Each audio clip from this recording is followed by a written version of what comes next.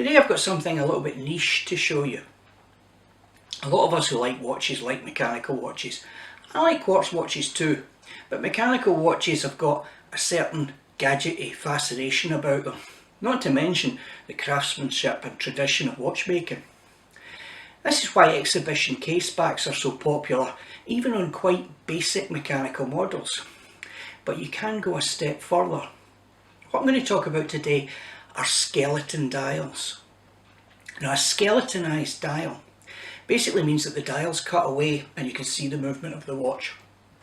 Now, a skeleton dial watch can be got at all price points, but one thing that this one, which costs buttons, really just a few dollars, has in common with this one, which costs considerably more money, is that they suffer from having a very, very busy dial. And because of that, legibility is really low. Now, I don't have one of these really cheap ones or one of these very expensive ones to show you today. But I do have something from a mainstream retail watch seller, a mainstay, a pillar of the British watch industry actually, very, very common in the UK high street. Jewellers all over the place sell these ones and they're best sellers. And I mean Rotary watches. Now, Rotary for a long time have had skeleton dials in their product line. Now, this one here, I'm going to show you in a minute, isn't currently on the books. You may still be able to get it. I saw an advert for it here, costing this much, but I don't think it's available anywhere. It's a discontinued model basically, but they do currently have quite an extensive line of skeletonized dials available. You see them in shop windows everywhere. They all use sort of cheaper Chinese movements, and so without further ado, I'll let you have a look at this one. This watch is a Rotary GLE000014-21. It has a 51.6mm lug to lug, 44mm diameter, a 22mm lug width and a thickness of 12.3mm. Comes in a really nice wooden presentation boxes, as Rotary watches often do.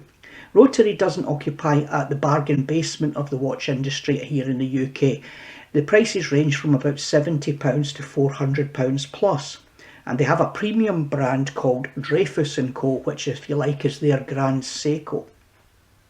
The company was established in Switzerland in 1895, and nowadays most of the watches have established Switzerland 1895 on the dial rather than Swiss made, although they do retain offices in Switzerland, and they're still members of the Federation of the Swiss Watch Industry. The UK office is, however, their head office. The movement inside is a Chinese 20 joule PTS 2189, which has a 36-hour power reserve. Although an inexpensive movement, they managed to make it look pretty by PVD coating the bridge work and machining some decoration on there. There's also a contrast with some parts left in steel, and they use blued screws, which altogether comes to quite a nice ensemble and makes the watch look really pretty. The curves on the case, the use of Roman numerals, and the unusual 2 o'clock winder position help make the watch look like a modified pocket watch, which is in the tradition of the original wristwatches. This watch case is entirely polished and boasts an unusual water resistance of 70 metres. On the crown here you can see the Rotary winged wheel logo. A skeleton watch is about as far from a tool watch as you can possibly imagine. You have to really concentrate to see what time it is, but the real beauty of these things is watching the gears turn, the levers move, and you can even see the mainspring tensioning up as you wind up the watch. The hypnotic kinetic motion of the watch as it operates is really soothing. For some people, a wonderful thing to share with their grandchildren. I'm not a great fan of minimalism. Having said that, it's a little bit too visually busy for me to regularly wear my skeleton watch. I keep it for dressy occasions only, not least of which because it was a present from my lady wife.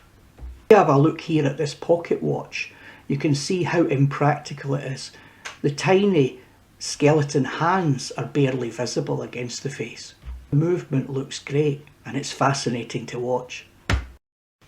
I hope you've all enjoyed this discussion of skeleton dialed watches, even if they're not your cup of tea. I think it goes to show that there's something in the watch world for all enthusiasts in every sort of interest niche.